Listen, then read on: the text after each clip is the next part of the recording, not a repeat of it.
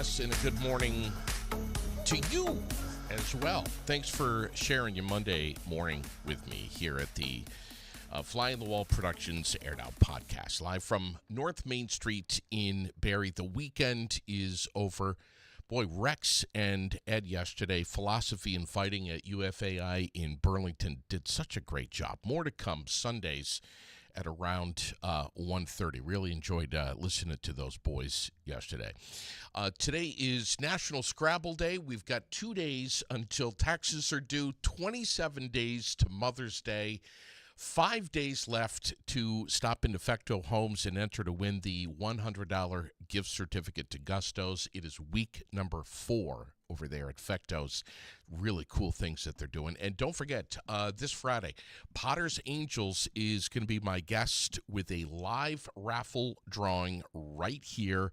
The Pack Walk in honor of Riley. We're going to be talking about their efforts in creating a huge scholarship in her legacy. Lots going on this week. It is going to be a busy one. Noah Payette is going to be in here tomorrow. We're going to be talking softball. We're going to be talking more about the Dugout Restaurant. We're going to give you some updates on that and my connections with Frank Malnetti, or lack thereof. It's coming. We got a busy week for you. 45 degrees right now, 65 later today with clouds and showers. Tonight, cloudy and 50. Rain and afternoon thunderstorms tomorrow. 70 degrees, though. Enjoy it. Just enjoy it. Doesn't matter that it's raining. Cloudy and 67 on Wednesday. Rain and 70 on Thursday. And rain and 66 on Friday. But look at this. All the rain, we're going to have lots of green up going on, right? We're going to be mowing lawns before we know it. And the black flies are going to be out. $5 Mondays at the Paramount. Yes, it is Monday. So please think about this. Get to a movie. The weather forecast, look at this. Perfect. It's a perfect forecast for getting to the movies. $5 at the Paramount right here in Barrie. Mondays only. You can catch the latest flicks, fgbtheaters.com. Find out in advance. Paramount Twin in Barrie. Capitol Theater in Montpelier. They're doing $5 Tuesdays tomorrow over there. April 13th, birthdays. We have Holly Anderson, Adam Senecal, Boomer Morris, Julie Ackerman, Jenna Burrow, Brian Proof, Kenneth Hendrick, and Marilyn Davis. Happy birthday to each of you. Second Monday of the month. Is it already? And this is when I bring on our good friend Josh Miller from Vermont Fatherhood, which is right here on North Main Street. Tell us, Josh, exactly where. If folks have not seen the sign, which many have, but if you haven't, where is Vermont Fatherhood?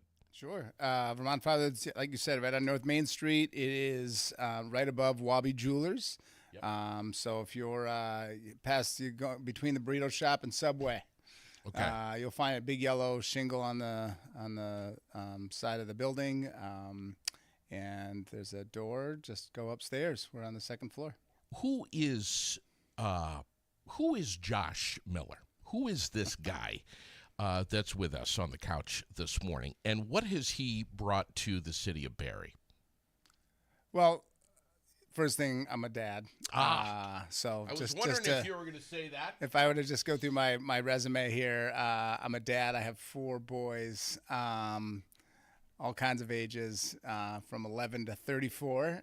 So I've been parenting for a while. Yeah. And I have an almost 4-year-old granddaughter. And, really been working with families and kids for a long time. And it's, so important to, invest in our family, and how do we do it better? How do we learn from all the stuff, all the mistakes and the trial and error? And so I just believe in, being the best we can be. And that's the deal. Dad's coming through the door, and with whatever situation they have going on, or if you're just looking for a connection, to come over and have a cup of coffee and hang out and talk about being a dad. If you just got nothing but good stories, come by and talk about all those great stories and milestones that your kids are going through.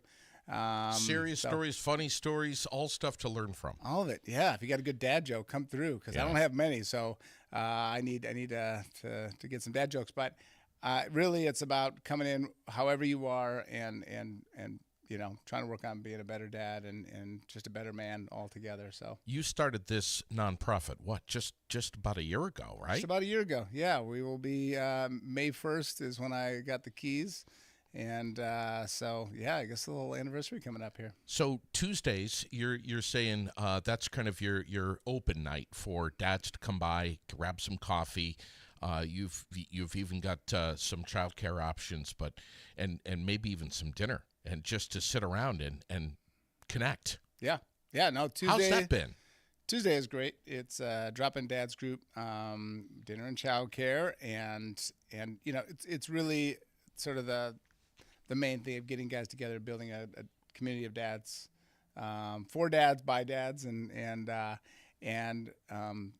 connecting with each other and having some good food together but it's one of the times to come by, but we're getting a pile of guys coming through, and I think really doing connecting, and I love it. I just am so Tuesday night I go home and I'm just super psyched to see such a great turnout, and guys just really focused on how can they be better dads, and I love it. It's a great group of guys. Was there a point, maybe a year ago or so, where you were just like, man, this is, I don't know if this is going to work out, man. I mean, it's like getting men together to talk and to reflect and to connect is not always the easiest thing. But look at this. I mean, huge success. But at one point, was there any point where you were just like, I don't know if this is going to fly?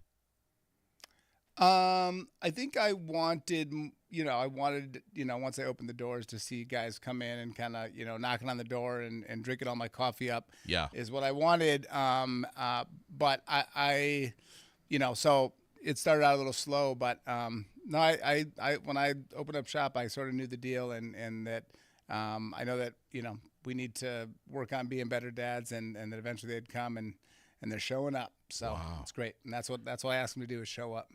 Yeah, I've seen, we were getting a question here. Is the program run on grants?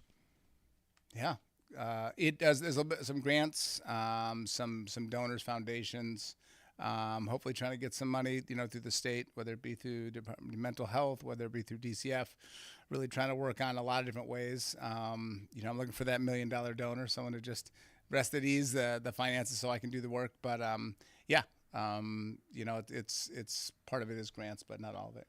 Tasha says our family loves Josh. Josh has helped my family for so many things.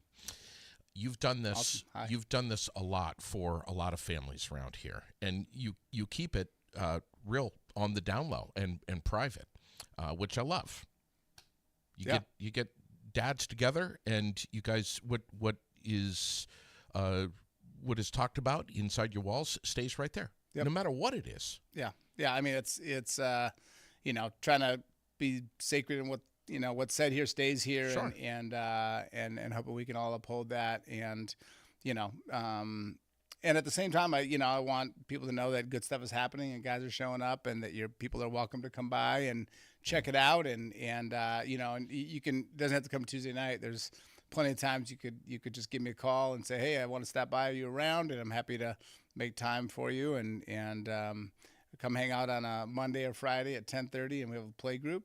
Come hang out and play and see the space. We did a lot of work on the space, so it's looking really good. Yeah. Question about ages. You're a dad, you've got an infant, or you're a dad, you've got a 15-year-old who's driving you nuts. What is this? Is this, we're hitting on all ages here?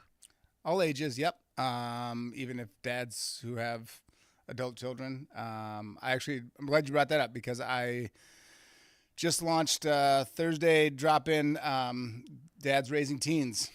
So if you got teenagers and you're like, what the heck am I doing? And sometimes we lose touch with our teenagers. They're just off in their world of whatever they're doing. But it's the relationship is really important. And so just having I'm going to provide some snacks, noon on Thursdays, dads with raising teenagers. So happy to do that. And also with, babies. I love babies. So if you got babies, bring them over, and we can talk about what's going on there and anywhere in between. So we're always, as dads, whether our kids get older and they have beards, we're still there with them, and that relationship is really important. There's so many things to talk about here, and I enjoy my time with you so much. I enjoy this conversation so much. A lot of this stuff is not easy to talk about, and you bring a wealth of information, a wealth of knowledge, direct life experience. You said, how many kids? Four? Four. Ranging in age from? 11 to 34. Oh, 11 to 34. So look at, and all boys. All boys. All right. Really surprised that the gray hasn't come through more on you. But you bring so much to the table here, and you could literally sit and, for lack of a better term, preach, share stories, reflect. But the real gift here is to hear other dads speak with other dads. Yeah. And share their stories. Exactly, and I love the way you said share stories. I mean, it's all about sharing our story. It's so much about what's going on with us that day, what's going on with us this week, and what happened, 20 years ago, and how we were raised, and so all that really matters. And be able to share those stories and come to a place where you feel welcomed, and those stories are, validated. They're important. They're difficult, and to be able to be in a place of you're not judged for that, and we carry a lot of pride and shame that goes on in our psyche, and how do we just come in and say what's going on? I always say, I meet a guy, I say, so what's your story? And they get a chance to kind of go into it however they want, and the deeper they go, the better the work is for us. Kind of getting to the truth of the matter, and saying how can we what things do you have control over, and how can we do this better. A lot of the onus is on the guys. Circumstances are tough, but a lot of it is how do we work as guys to do what we can do? How do we respond better to our kids' behaviors or challenges, whatever's going on, or co-parenting, all that. That we have a lot of power to improve the way we do things. Co-parenting. Yeah, Yes. Everything is not sunshine and roses all the time. Sometimes we're not together with our partners, but we still have the responsibility of being a dad, being a father, and co-parenting. And whew, boy, that's tough. You've got to be kind of on the same page with the mom. The hope is that Well, I think it's about, it's being on the same page, but it's also just collaborating and understanding expectations and communicating. And, we can get into power struggles with that. And really, if we can really ultimately know what's best, how do we work together to raise our kids the best? Yeah.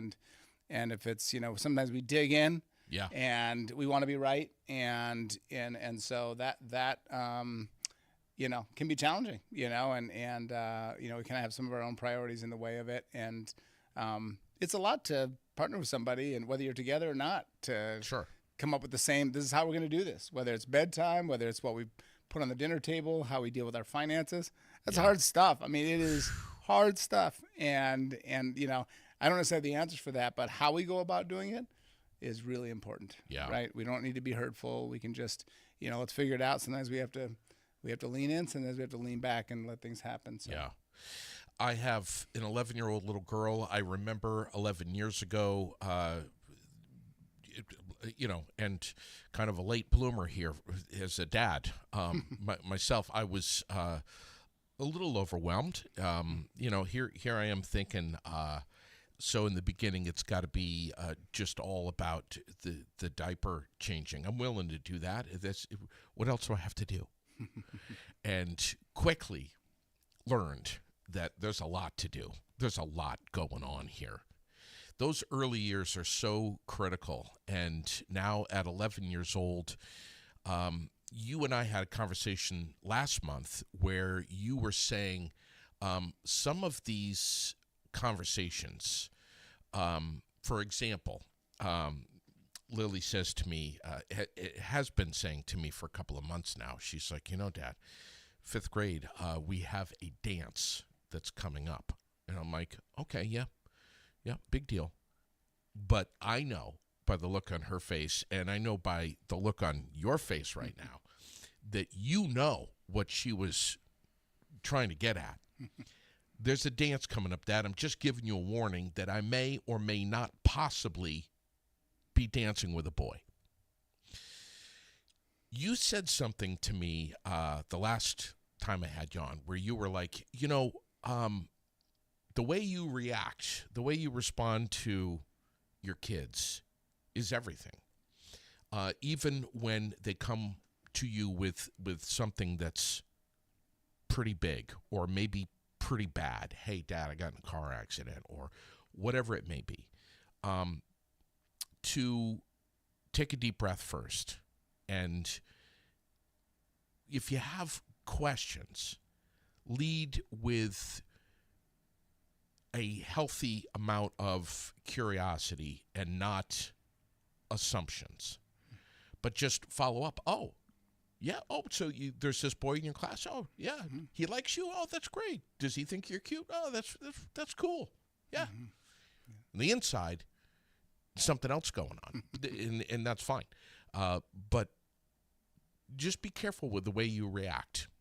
You want to build some trust is what you were saying last time. Yeah. You want them to feel like they can continue on and tell you more. Yeah.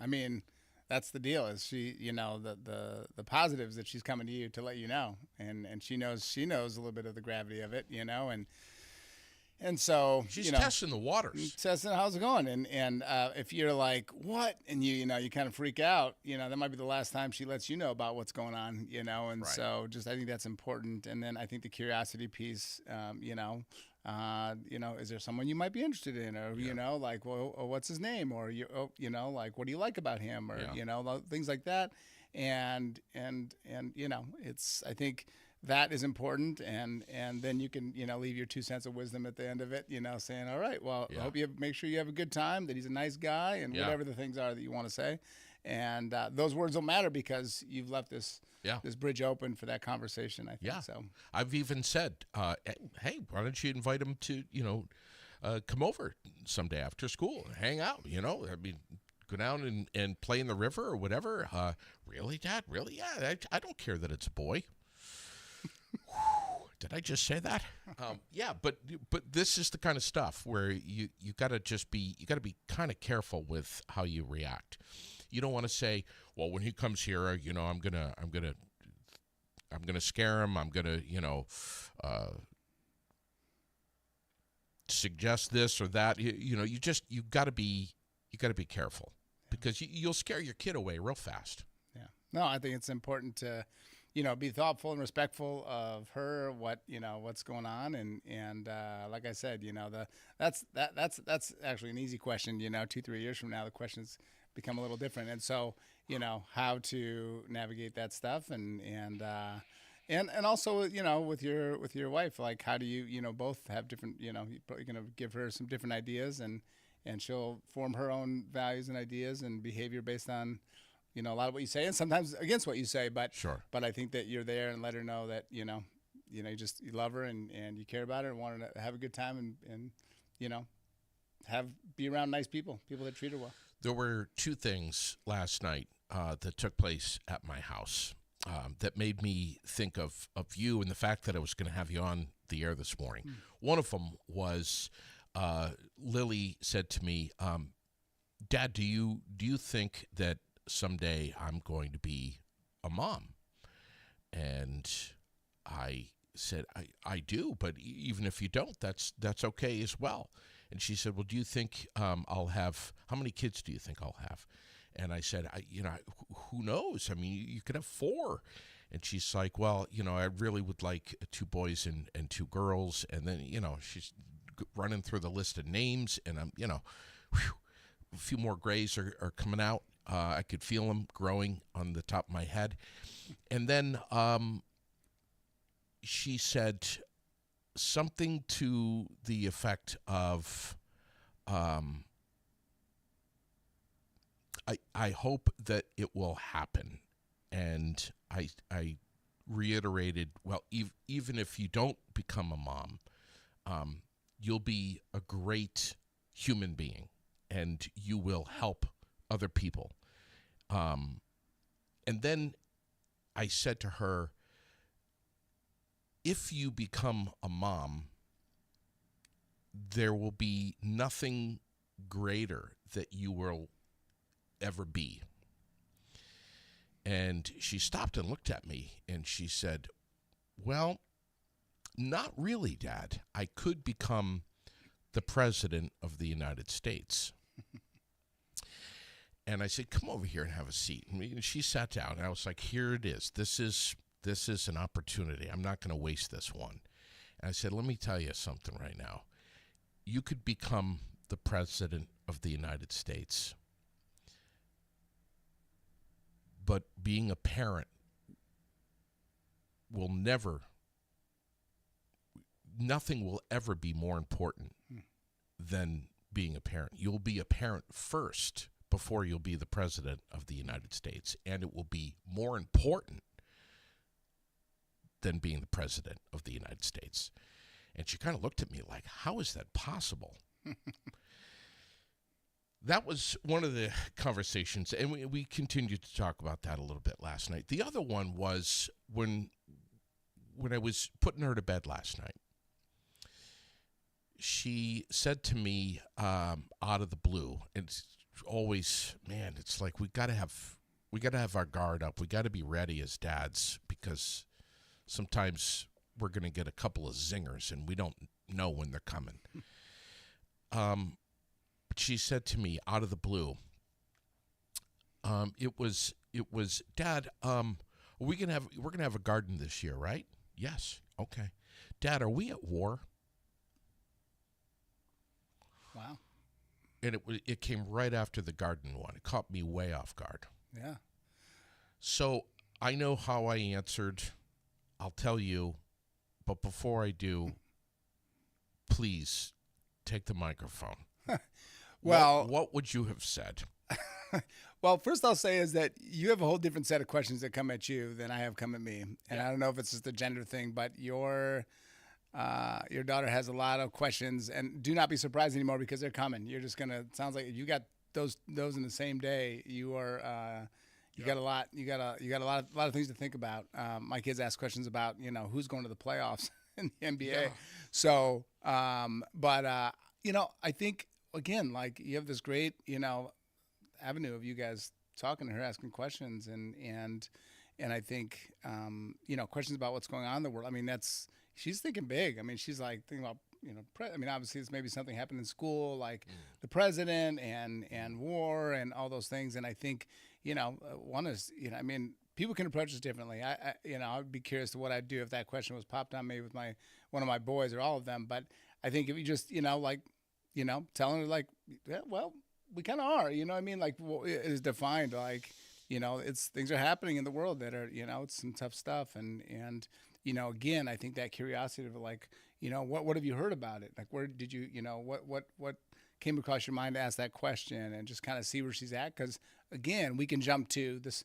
You could probably go on a 10-minute monologue about war and the president and all this stuff without even knowing really where she was coming from with that. So I think in terms of, when we're at in your best, like, just being curious about what she was thinking about in that, and see what she says and then respond to that, rather than kind of your whole set of what you got going on in terms of, that part of our current events. But I think it's, she's super curious. She is, I mean, what a dynamo, 11-year-old, to be thinking about all these things. And then to think about being a mom and that question of, she wants 4 kids. I mean, she has some things these are things that maybe they popped impulsively into her mind, but I think she's been thinking about, like, my mom's a mom. I want to be a mom. Like, Sure. She want one. Maybe I want to have 4 kids. Maybe I want to have two girls. Like, she's got a lot going on. She's a bright girl and curious, and just, love her for it. Love her for all that curiosity, and you can say your piece too. I mean, don't be afraid to say, like, well, this is what I think about.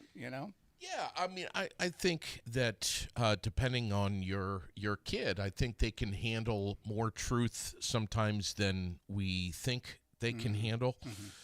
And we've got to use language that we feel is going to be processed well.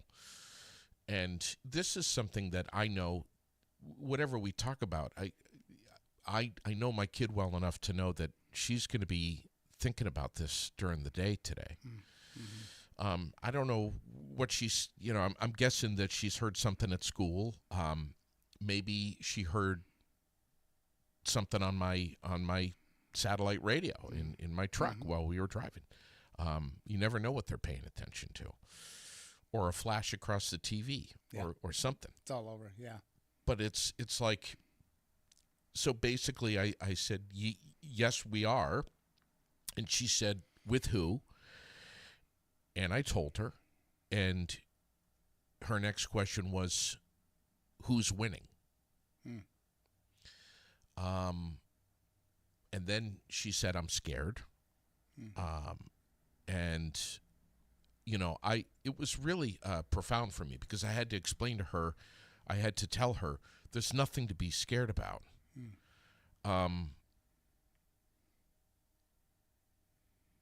Which I don't know if that was 100% true. Right. Yeah. No, there's definitely some. But I felt like I had to say that. Yeah. Yeah. Well, I think that's reassuring here. You're safe. You're here. We're okay. Yeah. And I think that's kind of what we do, is comforting. If our kids are scared, we comfort them. That's our natural response to that. And I think that's good. And say, like, we are, and hopefully that's all, that we're all good. But things are unpredictable in the world, and sure. And we are headed down some tricky waters sometimes when war is tough, and things can come back to get us in that way, and hopefully we're okay though. Well, we did, she asked, how far away is Iran? I said, on the other side of the planet. And I'm like, hopefully that's the end of this conversation. And she was like, well, can they hurt us from that far away? And now I'm like, wow, man, she's just not going to let this go. Yeah. Yeah. I hope you read a good bedtime story after that.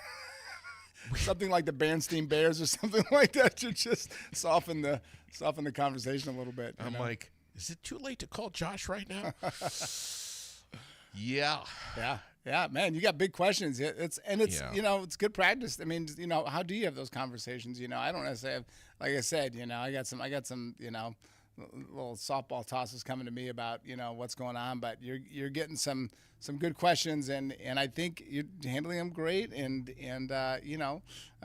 just see if, also talk to Mom about, if she's coming up with other questions, like what would you say in that, I did. And, there you go. See, you're on it. As soon as I got in bed last night, I was like, hey, I need to give you a heads up. This is what was just said and asked, and here's how I answered. And oh man, the look on Sherilyn's face, it's like, ugh. Yeah. No, it's I think it's hard, and some things stick with kids. Sometimes that that fear, or like the possibility of something can really stick and be anxious. But I think just keep reassuring her that she's safe and we're okay, and we'll hopefully things will settle down, and just so she's not carrying that to a different place, because people can go with it, and it can create some stress. I think it's important to not overwhelm your kids with too much information, but it's also important to not sugarcoat things, to be honest with them, and hopefully they're at an age where they can handle the truth, or some of it, without going into all of the details of this.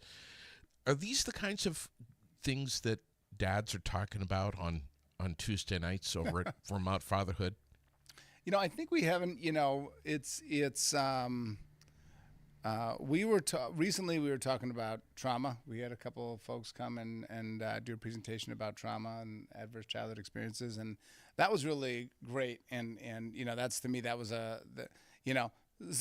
not intense in its own way, and but also very, like, sort of, I think a lot of guys were really, like, curious about that, and their own childhood and how they raise their kids, and that's the whole idea, is how do we do that, and so it's not quite that conversation, but it's funny because there's actually an activity I want to do where we our kids say, and I'm gonna use one of yours. Is we'll say this is you have, let's say you have a 6-year-old kid and they say this to you like, I want a boyfriend or something like that, and so what's your response as a dad? And we do a role play where guys get to play that out and practice some of that stuff. So I've been wanting to do it. I think we're gonna do it the next couple of weeks, just so we can, like, how do we respond? And I think a lot of guys don't have those skills like ready to go, and Yeah. and sometimes we have our own stuff gets into that rather than kind of really listening to our kids about it. And so I'm excited that it's a lot of fun. It's fun watching because your dads are role playing with dads. And so a dad might be role playing a 6-year-old. So it's really cool. And it gets into raise the bar from like kind of light things to heavier, more intense things about issues that are going on at home. But it's great practice. And I think I'll pop in a couple of years and I'll tell you what happens. Okay. Or you can show up and you could show guys how to do it, man. I still say I'm planning on doing that. So Tuesday nights at 5:00. 5:00. All right. And how long does that go for? It's 5 to 7. 5 to 7. Yep. All right.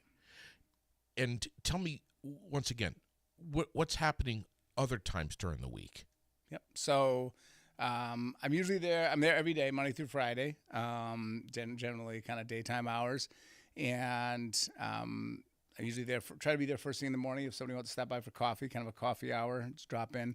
I have other times I'm around too that people could just stop by, just, pop in. And if I'm available, we can hang out and chat. Thursday, I mentioned the Dads Raising Teenagers group. That's at what, 10:30? 12 o'clock on Thursdays. Okay. I'll provide some food for us and coffee and tea or whatever. And Mondays and Fridays, 10:30 to noon, a play group for dads and young kids. Although this Friday I won't be there. I'm doing a training. But those things are going on. And then in those times I'm doing, might be doing a supervised visit with a dad. I might be home visiting a dad or a family. And just trying to keep up with everything. Yeah, you're getting some real nice recognition in our community. You're getting some media, you're getting some press, which is great. You just had a radio interview, I think, not too long ago. Was there an award or something that you got, some kind of recognition? Something that you were holding up. I saw it on Facebook. I was holding up something. I don't think I got any awards. I don't think so. I think I've gotten a little bit of press here, more than I've gotten in this last year, more press than I've probably ever gotten in this work. But maybe it was that you were a guest speaker. I was a guest speaker. I'm trying to think. Gosh, I can't remember. But I'll have to check the memory banks. But I recently spoke at the Rotary, the Barrie Rotary there, and chatted with them, but I've done some presentations too at different places. But yeah, it's been great. The word's been out. People have been very welcoming here in Barrie. I think people are really excited about this and being able to find supports for dads, because sometimes they're like, oh, and there's nothing in particular, but now there is. Yeah. So I think whatever the scenario is, and we've had some, just to put it out there, who this is open to. I've got some guys who are older, guys who are foster parents, guys who are might be an uncle. Like, there's a lot of different kind of. It's not just dads, biological dads, or just single dads. It's really open to anybody who's kind of providing that father figure to someone. And again, whether I met somebody the other day who is has an adult child and just trying to reconnect with them, and I think that's really it's the wide range of what we could talk about. This can be something that really turns into something really wonderful. You're bringing this, becoming a better dad, better human being. You're bringing that back to if you're married or you have a partner, you're bringing that back into the relationship. It's just positivity, man. Yeah, I love that. Super important. And we, a lot of guaranteed. Yeah, I think there's the return on investment is really good. Yes. And we're actually holding our first fundraiser May 2nd at the Barrie Social Club, trying to, raise some money and raise awareness around the work. And it could be something big here. I really still a one-man show, but there's a great need for it, and I've been doing work in different counties to support dads, and So hopefully, continue to grow and be successful and turn guys onto themselves and how good of a dad they can be. Yeah, really. Great stuff, man. Yeah. Thank you so much for coming in here. Josh Miller. My pleasure. Appreciate you so much, not only for your time here, but you're just, you're nonstop in our community, man. What you're doing is really incredible. We're so lucky to have you. I'm going to be keeping tabs on this May 2nd fundraising effort over at the Social Club. You're going to let me know about it? I will. And we'll be hammering that away. Thank you so much for coming in here. Thank you, JD. I appreciate it so much. Don't forget, tomorrow, Noah Payette is going to be my guest tomorrow morning here on the Aired Out podcast. A little bit of softball, a little bit of discussion on the Dugout Restaurant tomorrow. It is going to be something. I look forward to it. I hope you do too. Enjoy the rest of your day. Stay dry. Raining all week. But that's good news, actually. We need it. We'll see you soon. God bless. Take good care.